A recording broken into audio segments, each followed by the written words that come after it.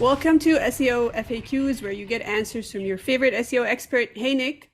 Today's question is how to know if SEO freelancing is for you. Hey, Sarah.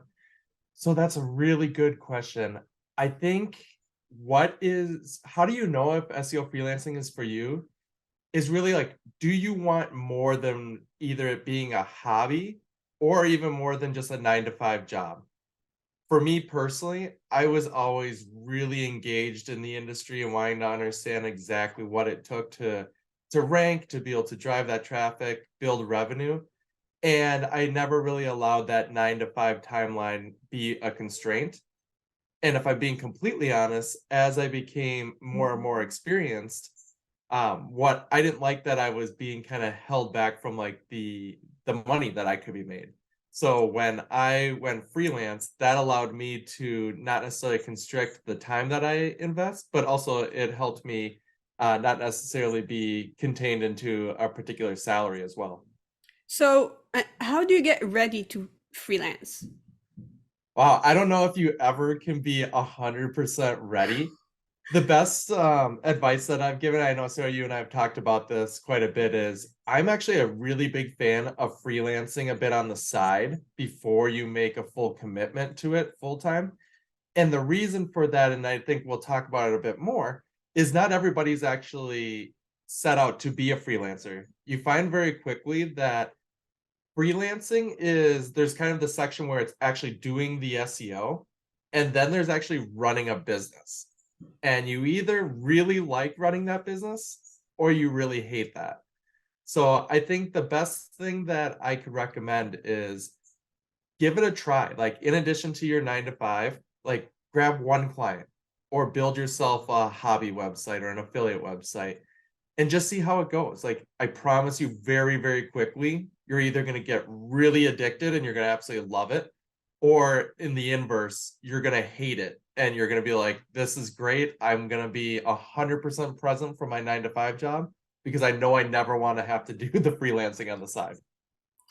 So, I heard you before say that when you start freelancing, this is not the right time to learn. So, in your opinion, who should not pursue freelancing? Another really good question. And I think just to clarify that, we all should be learning all the time. What I really emphasize is you should not be learning from scratch. Like there's a lot of people that will be like, I love the idea of freelancing. I want to work from home. I want to travel the world. I don't want to have a boss. I want to make $1 billion. And then what happens is they don't have the foundation of SEO. So really, people that shouldn't be freelancing are, again, people that haven't had a really good introduction to SEO, or people that are maybe really young in their career and they just don't quite understand how it works in connecting to like the business side of it. And because the biggest problem that you're going to have is there's a lot of people that are good salesmen and women. They can get the deal, but if you cannot provide the results, you're not going to be able to sustain that business. That I can just promise 100%. So that is the big one right there. I'd say the other time is there are people that I will just say they're not people, meaning, they don't enjoy the conversation that you and I are having. They don't like being put on the spot with clients when they're in difficult performing situations, or they may not even be able to communicate exactly what is being done or celebrate the victories that are being had. And I think that's a skill that a lot of us can continue to work on. We're not perfect, especially coming from kind of a technical background, like a lot of us SEOs are. But if it's something you really, really don't like, you don't want to have these face-to-face conversations, then it's going to be very difficult for you to be able to have a successful freelance career. And from your experience, what are the pros and cons of SEO freelancing? So, oh, I don't even know if I'm the best person to answer this because I'll go forever on the pros. For me, what I love the most is the control. So a lot of people may know I always call myself a recovering agency SEO. I did agency SEO for about 10 years before I went out freelance, and I had always had a boss, always had clients, always had coworkers, And they may not have been the best boss, they may not have been the best clients, they may not have been the best support system, but the word no doesn't really exist when you're working for somebody else. Meaning you can't tell your boss, no, I don't agree with the feedback that you're giving me. No, you can't tell your clients that they're making a really dumb decision. No, you can't tell, your coworkers that you're not going to help them grow or help them with their situations. But when you are freelance, the best and worst part of it is you're on your own. So you are empowered, like you are the owner. So if I don't work well with a client or they're being rude or maybe they have the wrong expectations, I can say no, we're not going to work together anymore. And I don't have to worry about losing my job 9 to 5.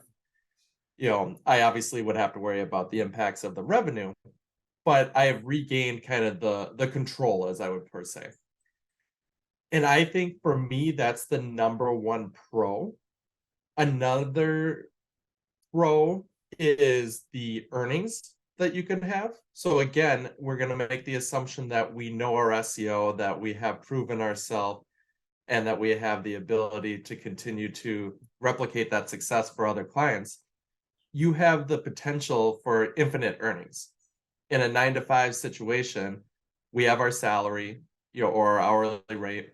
We may or may not be able to get a bonus or even a raise from a promotion, but we are pretty set within a certain percentage of like how much we're going to be able to bring home. On the freelance side, it works both to your benefit and to your detriment, that if you want to work more, you can make more. If you're going to make less, you can make zero. So I think, again, I kind of touched a little bit on the pros and cons of that. But really, I think just the ability for me personally to set some targets. This is how much I know I need to make to be able to take care of my family properly. Here's what I need to make to be able to take care of my family and go on a vacation. And here is, how much maybe I want to be able to save. Like, those are great goals for me. One of the cons of freelancing, especially assuming you're a solo individual, is just that. When you're at 9 to 5 job, we tend to get approval from our boss to take vacation, and we go off and we're fairly unplugged. At least I'm hoping that's how people do it. I was never very good at it, but that is always the goal. When you are freelance, and again, assuming you're working by yourself, everything is on you. So it's really hard to take large chunks of time off because your clients are expecting work to be done. You need to continue to operate the machines. You need to make the strategy push forward. So it can be very hard to take significant amounts of time off.